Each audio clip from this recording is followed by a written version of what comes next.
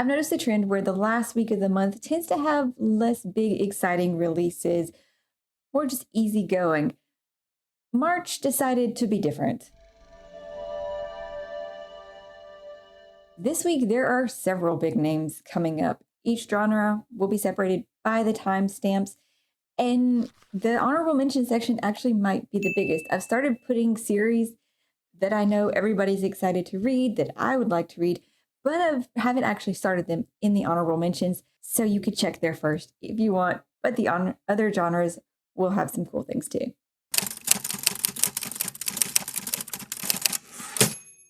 We'll start out this week in fantasy with the first of a new series that is a portal fantasy and sounded super cool, like something similar I've read, so I want to see how this one plays out and is received by everybody. This Kingdom Will Not Kill Me by Ayana Andrews, the first of the Maggie Undying series. When Maggie wakes up cold, filthy, and naked in a gutter, it doesn't take her long to recognize Kertorin, a city she knows intimately from the pages of the famously unfinished dark fantasy series she's been obsessively reading and rereading while waiting years for the final novel. Her only tools for navigating this gritty world of rival warlords, magic, and mayhem, her encyclopedic knowledge of the plot, the setting, and the characters' ambitions and fates. But while she quickly discovers she cannot be killed, though many will try, the same cannot be said for the living, breathing characters she's coming to love. The motley band that includes a former lady's maid, a deadly assassin, and various outrageous magical creatures, and a dangerously appealing soldier. I really want to get to that one. I tried to get an arc, didn't happen. But we will see how it goes since I pre-ordered the audiobook. Anyway, next up is a historical, cozy fantasy, The Geomagician by Jennifer Mandula. Mary Anning wants to be a geomagician, a paleontologist who uses fossils to wield magic. But since the Geomagical Society of London refuses to admit women, she's stuck selling her discoveries to tourists instead. When an ancient egg hatches in her hands and revealing a lovable baby pterodactyl that Mary names Ajax, she knows that this is a scientific find that could make her career, if she's strategic. But when Mary contacts the society about her discovery, they demand to take possession of Ajax.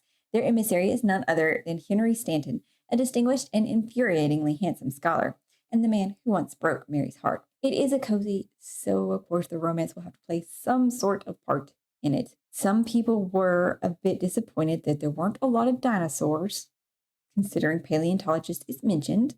Next up, more of a science fiction with a hint of the romance. You'll have to see how that plays out because it has to be part of the story because of what it is. Love is an Algorithm by Laura Brooke Robson. Eve wants to make music that's fueled by love, passion, and rage, feelings. She trusts her gut and her friends and in no way wants to rely on technology, let alone AI, to tell her how she feels. Danny is anxious about his dad, his dating life, his coffee order, why is it $12, and about the dating app he helped create, which seems determined to serve him terrible matches. When Eve and Danny start dating, it feels like the solution to all of Danny's worries, except when it doesn't. Their relationship becomes the ultimate modern experiment. How do you fall and stay in love in the digital age? It becomes part of an experiment because he expands on his app while trying to make sure he's doing the right thing in the relationship. He creates like AI assistants in the dating app, and people start using them to make all of the decisions in their lives. So very, very now coded, I suppose. And you can see why it might have the tint of the romance because it's obviously centered around their relationship and how his dating app and the AI impacts what's going on there in her career of how can she make music when everything is digital, which I don't know. We'll have to see how that one plays out. Then a highly anticipated release for many, many people that I don't know, is it going to be more fantasy romance or is it going to be the Romantasy where, romance above story? Starside by Alex Astor. Hundreds of years ago, a brutal war split a land in two. Starside is the realm of magic and immortals, the descendants of gods living in a power-rich paradise. Stormside is where mortals fight for scraps of that magic. Every 50 years, the gates between them open, and 50 challengers are allowed to journey across Starside on a deadly quest to access a pool of magic that can heal, grant wealth, or extend life. Everyone has their reasons for entering, but Eris has only one, vengeance. As a child, a goddess set fire to her village, killing her family. Eris isn't after the gods' magic. She's going to kill them. The early reviews are, of course, mostly praising this one, gushing over it, of course. There are a few detractors, though, saying how she's plagiarizing herself by pretty much rewriting her Lightlark series into this one as, more adult. I would love to hear from those of you who have already read that one. And when you read this one, I would love to know what your thoughts on that are. Then a full-on dark romance, we have Game On by Nevesta Allen, the third book in the Into Darkness series. This one's following Tyler Newman has spent years looking for his father, and not because he wants to meet the man. No, he wants to destroy him, and he'll manipulate whoever he can to exact his revenge, including Stella McCormick. She's everything Tyler hates. Her wealth and privilege have protected her for her entire life, and Tyler thinks it's time she finally paid the price, whether she's ready to or not. They both kind of hate each other, so I guess they both know who the other one is, and he hates her for being like this rich girl. Mm-hmm. No idea what the noise above me was. And she hates him for, I don't remember why. So there's that. I don't know who the characters are to the overall storyline because the second book was following characters one character that showed up in the first book. I don't know though. Nothing can ever be as good because the first book had Fred. That was the cat's name, right? Oh my gosh. I can't believe, do I not remember the cat's name? Why do cats make every book better? I don't know. Or pets in general. Because Shadow from Emily Wilde, I liked Emily Wilde for what it was, but moving on from that side tangent to horror, Nothing Tastes as Good by Luke Dumas. Retail worker Emmett Truesdale has never fit the Southern California mold of six-pack suntan masculinity. Over 300 pounds, he carries the weight of his childhood trauma, millennial ennui around his waist and his soul. After trying every diet under the sun, he remains stuck in his dead-end job, in love, and in his body. Desperate for help, he enrolls in a clinical trial for a new weight loss product called Obexity. The treatment is as horrifying as the results are miraculous, and as Emmett sheds pounds at superhuman speed, every part of his life improves overnight. The description would continue to give away the plot, and it's just a bit of body horror and other bits. For fictions, we start with The Adjunct by Maria Alderman. Sam, an adjunct professor at a public university in Baltimore, takes a last-minute gig at the private liberal arts college down the road. Overworked and underpaid, she lives in a blur of back-to-back classes, side hustles, and job applications for an ever-dwindling number of tenure-track positions. Her already precarious existence is thrown into disarray when she runs into her former grad school advisor, Dr. Tom Sternberg, on campus. When she learns that Tom left his old job for undisclosed reasons, and his long-awaited second novel is about a professor reckoning with his checkered past. As rumors spread that Sam is the inspiration behind a central character, she fights to regain control of the story. I guess this one is supposed to be satire of those working in the higher educational professorship sorts of things and relationships and just how hard it is to work in education and make a living and find continued positions. Another one that is a dark comedy fiction of sorts, A Good Person by Kirsten King. Lily and Henry have been enjoying each other's company, particularly in bed. Even though Lillian's best and only friend calls it a situationship, Lillian knows better, and she has a plan to lock Henry down. She'll be the best, most accommodating version of herself until he falls in love with her. But when Henry blindsides Lillian with a breakup instead of a love declaration, Lillian is left with no choice but to exact revenge with a hex. Lillian expects Henry to grovel and come crawling back to her. What she doesn't anticipate is becoming a prime suspect in his murder case when he's found dead. So, of course, she must work about clearing her own name after a hex that I guess it does not look like an accidental or something.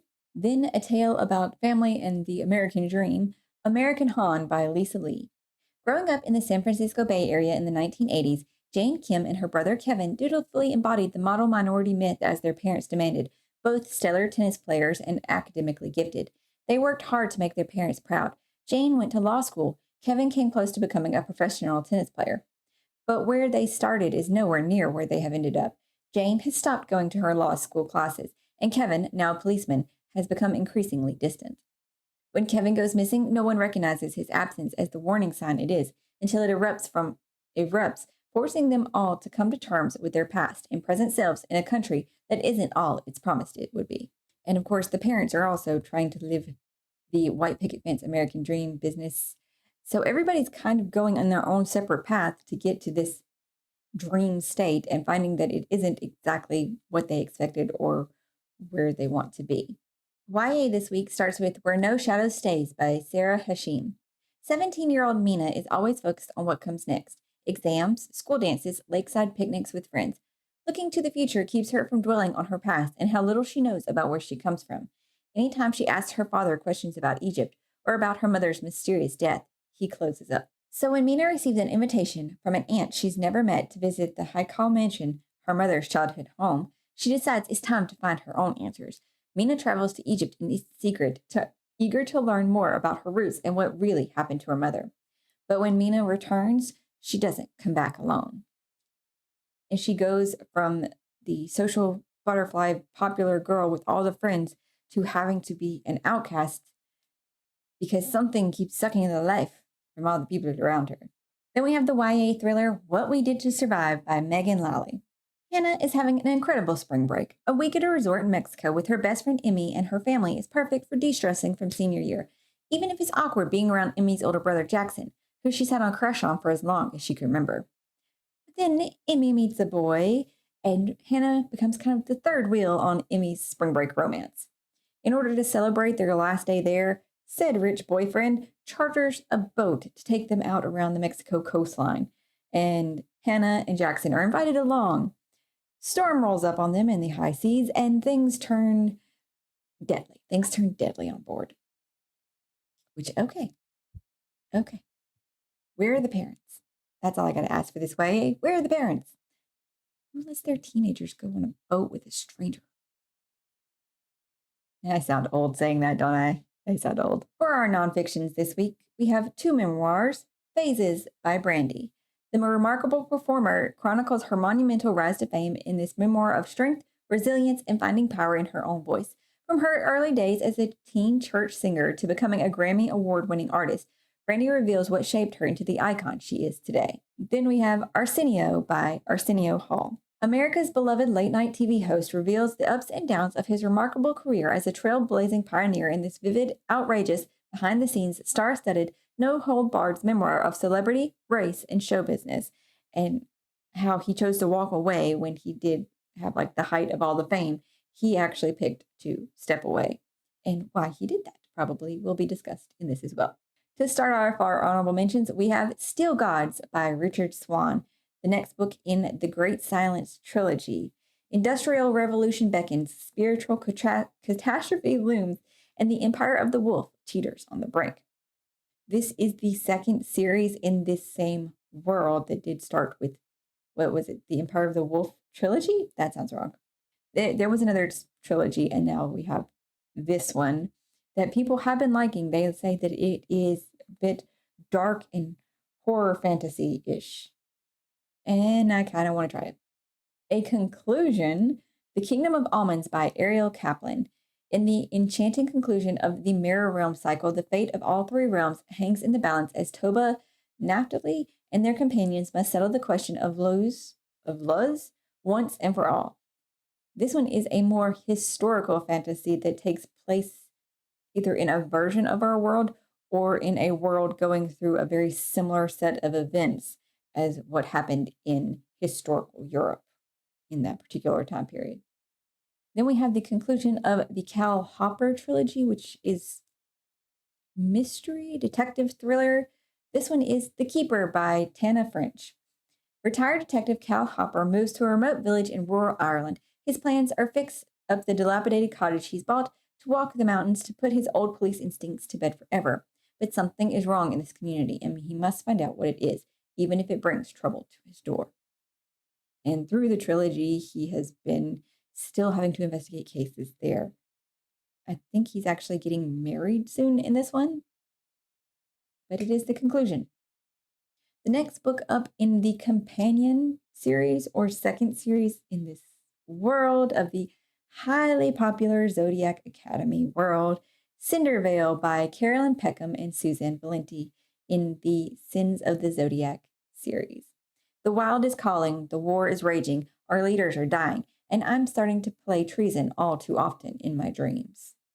Still have never started either of those series to know what's going on there. Our last two honorable mentions are both getting their trad publishing debuts this week. Wait With Me by Amy Dawes is the first of the Wait With Me series that was uh, indie published in March 2018 or self published. When romance novelist Kate Smith suddenly gets writer's block just as she's beginning the final installment of her internationally best selling steamy bed and breakfast series, she panics. The last thing she wants is to fail her readers or herself. She'll do pretty much anything to get her inspiration back, like sneak into a tired depot waiting room because her words flow there, just like the complimentary coffee, smooth, sweet, and scorchingly hot.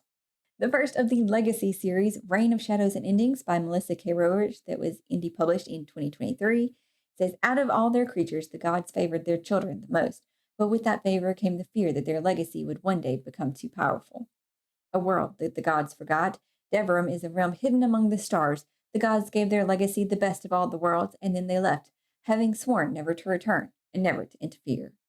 If there are any other ones coming out this week that you want to mention, feel free to drop them in the comments down below. I hope, though, that you found something interesting on this list that you might want to pick up and that you're finding something great to read today. I will see you in the next one.